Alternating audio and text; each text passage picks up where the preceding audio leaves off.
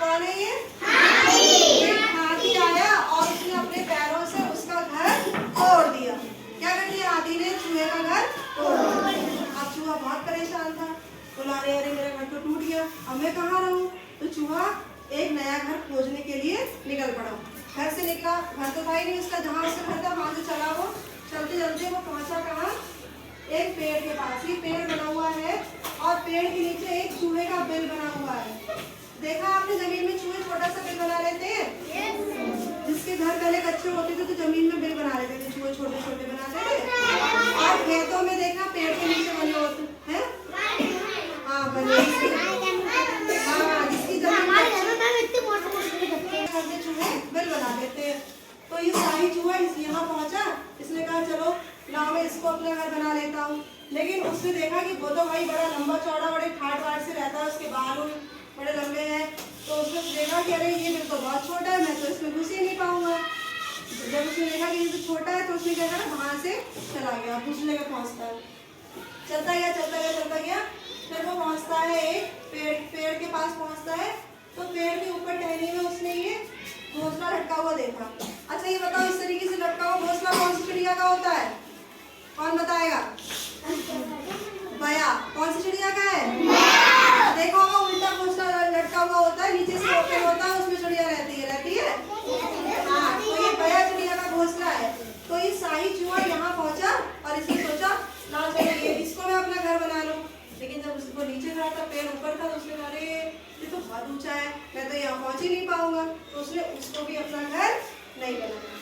फिर चलता गया और हट मिलने के चक्कर में अब वो कहाँ पहुंचता है? अब वो पहुंचा दीमक के घर। ये दीमक का घर है। दीमक का देखा है, दीमक जहाँ लगती है वहाँ मिट्टी का ढेर बना लेती है, ऊंचा ऊंचा बना लेती है। हाँ अगर किसी लकड़ी में लग जाए, किसी लकड़ी के सामान में लग जाए, या किसी कोई गीला कट्टा वट्टा भी पड़ा होता है उसमें भी लग जाती है। तो ये इस तरीके से दीमक का घर था बना हुआ। तो चूहा यहाँ पहुंचा, चूहा ने सोचा लाओ तो इसी में रह ले हम, है। लेकिन चूहा बोला अरे ये तो बहुत छोटा है, मैं तो इसमें घुस ही नहीं पाऊंगा। तभी उसने दीमक के घर में रहने का भी प्लान कैंसिल कर दिया। और फिर आगे बढ़ता है, जाता है, तो वो आगे पहुंचता है। ये क्या बना हुआ है? छत्ता बना हुआ है मधुमक्खी का, बर का। तो वो बर के छत्ते के पास पहुंचता कहता ना इसे ही बना लूं अपना घर, है। बहुत बड़ा सोच ही रहा होता है, तो बहुत सारी बर एकदम उसके पीछे पड़ जाती है। अभी बड़ी मुश्किल से अपना भागता बच जाती है। तो डर के मारे बेचारा बड़े दूर भागता है, तो अपना बड़े से पीछे पड़ा पाता है। तो वो कहता ना भैया इसके घर में तो बिल्कुल नहीं रहूंगा, ये तो मुझे खा के बिल्कुल लाल कर देगी। बर खा लेंगे तो क्या होता है, सूख जाता है, काट लेती है। तो उसने यहाँ भी प्रोग्राम अपना प्लान कैंसिल कर दिया रहने का। अब इसी तरह वो आगे पहुंचता है एक तालाब के किनारे। अब बोर्ड में जगह नहीं थी इसलिए मैंने बना नहीं पाया।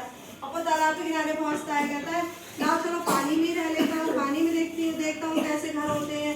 पानी में जाता है तो वो डूबने लगता है एकदम से, क्योंकि जो पानी में रहने वाले कीड़े मकोड़े या जीव जंतु होते हैं उनको तैरना भी आता है ना। तो वो पानी में तैर ही नहीं पा रहा। बोला अरे अरे अरे मैं डूब जाऊंगा। लेकिन पानी में से भी बाहर निकल आता है। अब वो चुपचाप एक पत्थर पे ऐसे करके बैठ जाता है। अब बैठ के ऐसे करके सोचता है अब मुझे क्या करना चाहिए। मुझे तो किसी का घर अच्छा नहीं लगा, मैंने इतने सारे घर देखे। तो उसने क्या फैसला लिया कि चलो अब मैं अपना घर दोबारा से बनाऊंगा।